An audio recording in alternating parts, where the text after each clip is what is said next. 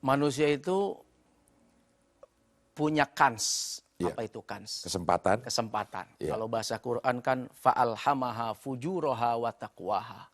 Dia punya peluang melakukan kejahatan, tapi di sisi lain Allah juga berikan dia instrumen untuk memiliki dan melakukan kebaikan. Ya.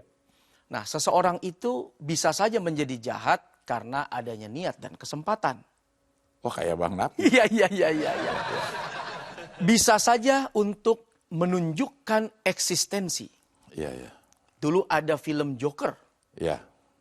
Ketika dia baik tapi terus diinjak, terus disakiti, Ya. akhirnya dia menunjukkan bahwa dia punya posisi tawar yang tinggi dengan menjadi orang jahat. Jahat, ya.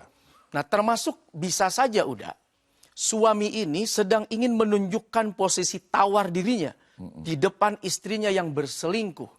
Bahwa saat kamu berselingkuh, yang menjadi korban adalah anak-anak kita. Dia lampiaskan marahnya, emosinya, untuk menuntaskan dendamnya, bukan kepada si istri, tapi kepada anaknya, supaya istrinya ikut merasakan sakit. Kan kalau udah anak yang kenapa-napa udah, itu pasti rasanya beda daripada orang lain yang bukan anaknya. Iya. Sampai ada istilah beginilah, saya sih belum pernah ngalamin ya, nauzubillah min dzalik, mudah-mudahan anak-anak kita semua sehat, panjang umur. Sampai ada orang tuh bilang, kalau orang kehilangan ayah ibu, setengah hidupnya mungkin dianggap sudah hilang. Tapi kalau orang mau bunuh orang itu seluruh nyawanya, maka hilangkan saja nyawa anaknya. Hampir dia sudah tidak lagi punya gairah dalam hidup ini. Iya. Nah, bisa saja si laki-laki ini berpikir bahwa saya tidak ingin membunuh si perempuannya, tapi dia ingin menyakiti hati dan perasaannya sebagaimana kamu, tuh perempuan, menyakiti hati saya dengan cara membakar buah hatinya di depan istri yang berselingkuh. Coba. Maksudnya sebagai seorang ayah kok bisa gitu, Ustaz. Itu setannya seberapa jago gitu bikin perasaan seorang ayah jadi nggak ada peri kemanusiaannya, Ustaz. Kejahatan itu kan selalu memang dihembuskan oleh setan. Innan nafsal ammartum bisu.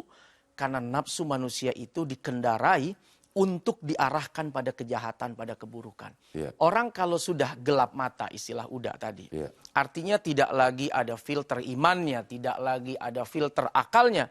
Maka derajat manusia yang tinggi itu udah. Yang lebih tinggi daripada malaikat, yang lebih tinggi bahkan dari jin dan setan. Itu bisa lebih rendah, lebih hina daripada hewan. Bisa lebih rendah, lebih hina daripada binatang. Bayangkan, maaf gitu ya. Sebuas-buasnya singa, dia masih menjaga anak-anaknya dari serangan siapapun. Yeah.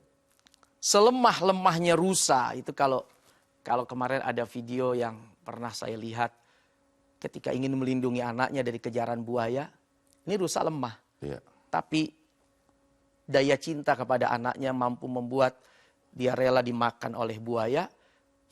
Supaya anaknya bisa nyeberang sampai ke daratan, dia perlambat jalannya supaya buaya menerkam dia. Itu binatang yang hanya berdasarkan naluri, insting. Dia mampu memberikan rasa cinta yang dalam. Tapi kalau manusia sudah tidak lagi memiliki iman, tidak lagi memakai akalnya, nuraninya, maka derajatnya bisa lebih rendah daripada hewan. Kenapa? Ya hewan itu kan udah dianggap rendah kan nggak punya akal. Tapi nggak punya akal aja masih bisa begitu melindunginya gitu loh. Ya. Oke, ini ada pertanyaan, Ustaz. Kenapa rata-rata yang suka selingkuh itu laki-laki? Tidak juga. Tadi buktinya yang selingkuh perempuan. Tapi rata-rata mungkin ya. Padahal kan lelaki boleh berpoligami. Sebenarnya sensasi apa sih yang dicari di saat orang berselingkuh? Apa sih sensasinya gitu? Atau ini memang godaan setan atau gimana, Ustaz?